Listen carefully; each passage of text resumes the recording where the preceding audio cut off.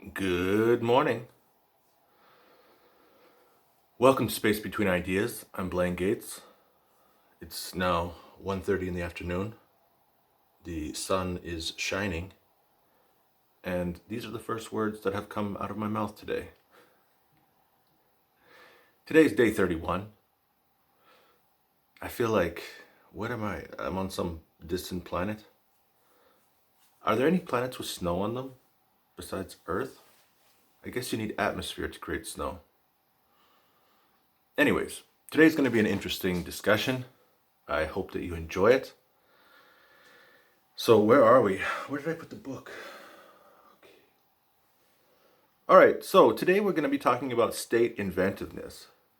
And wow, just from like the top of my head, maybe today we should just kind of pull back, go way back to the very first day. Remember the endeavor elements? So we have three endeavor elements. One is to shape potential. One is to form agendas, and one is to create effects. Now, when you're thinking about innovation, you're talking about using your what? Using your resources, motivating your resources, especially the ones that think, and you are talking about creating some new form of interaction so that you can create some new idea. All right, so to innovate, it means to produce some kind of action or some kind of product. Sometimes you can call actions services. So the whole idea of innovation, it's talking about shaping potential. Now, like what is this idea of innovation? And what is this idea of shaping potential? So this morning I was pondering on the idea of GDP, the gross domestic product. Gross domestic product. So that's like all of the production of a country. Now, we dance around these ideas of production, innovation. So how do you increase gross domestic product? All right, so there's two factors, two main factors that increase gross domestic product. So gross meaning you got to add it all up. All right, so you add up all of the things that produce. So those are like people, computer programs, robots, factories, assembly lines, anything that produces something. It produces a service, produces a product, anything that produces. And then you add all of that up. So on the one side, you have like the total of the products. And then on the other side, you have the total of the things which are creating products. So what is the thing in the middle, right? So how can you increase the gross domestic product? Either you have to increase the amount of things which are producing, or you have to increase productivity. Okay, so the idea of innovation is actually to increase productivity. Now, when we're talking about increasing productivity, then like if we're talking about our actual staff, the people, it means that we have to help our staff go through some type of education program. We have to help them to develop skills, to create methods, to be able to produce more. Or we have to motivate them. Or we have to help them communicate with other people. Or we have to train them so they know how to use different and a variety type of resources. All right, so all of these things are related to what? Shaping potential. The heart of innovation is to increase productivity. And at the heart of increasing productivity, you have this idea of shaping potential. Now, once you want to shape potential, then you can move up to the next endeavor element, which is what? Form agendas. All right? And that's what we're talking about. Over the last 4, 5, 6 days, we've been talking about a variety of aspects to think about when you're thinking about innovation. So that's that bottom level. So if we go from the endeavor elements to the state progress checklist, then you know that forming agendas, there's the two bottom layers of forming agendas. One is to create assumptions, build assumptions. I don't know the verb. Something assumptions. And then you have to build scenarios. All right, so now how do you influence your assumptions? Well, you have to develop your knowledge base. All right, so let's talk about your knowledge base. So you have a discussion, you go through these themes that we talked about, like, what are they? Imitate. What is the next one? Integrate. Ignore. Counter. I feel like I'm in a dojo.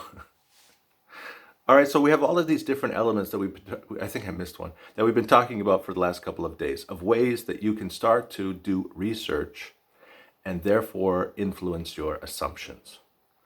Now, you start to put together some scenarios, all right, for a prototype. And, well, even before that, you start to bring together the people that you want in a venture. You grab the skills that you need, or you talk to your friends, you come up with you ideate, you come up with your idea, then you bring your people together, and now you're in a venture. Then you start to develop that prototype. Now, yesterday, of course, once you have that prototype, you need to consider that you have to counter other people. You need to look into the future. Now, once you have your prototype, and so this is the gap, right? So we go from prototype to an actual product. Like this is where the rubber meets the road. Before, we just have prototypes, we talk about it, we're smiling, we're having fun. But now we actually have a product, which means we need to start selling this thing. We need to start making money. People have invested to make this prototype into a product or a service. Now, what do you have? Do you have actual innovation, or do you have perceived innovation? Do you just think that you have some kind of new profound product which is going to disrupt an industry? Like, remember all those pitches? Go to Silicon Valley and listen to people's pitches. Go onto the internet and search for pitches. Startup company pitches. And how many times do you hear, we are going to disrupt this $10 billion, $100 billion, $1 trillion industry? Are you? Do you have an actual innovation, or is it just a perceived innovation? When you throw that product into the mix of the marketplace, is something going to happen? So, in order to get actual innovation, you need to look at your players. You start a venture, you bring in some partners, and you ask yourself, what are my partners lacking? If you already have people that you've hired, what do my staff lack? Do they lack motivation? Do they lack skills? Do they lack methods? Do they lack interactions? Have I not provided enough resources? What do they need? Next, how to find more comprehensive players. All right, so if you need to do a trade, if you need to release someone from your team, or if you want to bring someone into your team, where do you find those people? How do you influence those people? How do you gather those people? Next, how to guide to appropriate behavior. All right, so you have a list of behaviors which you would like people to start to incorporate. How do you help your people? How do you help your partners to act in that way which is going to lead to actual innovation? Next, how do you reduce inappropriate behavior? All right, so maybe it's impossible for one of your teammates to actually adopt appropriate behavior because he's spending too much of his time displaying inappropriate behavior. So how can you start to remove some of that inappropriate behavior so that he has more time to incorporate appropriate behavior? Next, think about attitudes people have towards a variety of types of work. So it's like, if you have a rabbit and you have a frog and you have a goat and you're doing a jumping contest. So the rabbit, of course, boing, the frog, boing, and then the goat, man, the goat.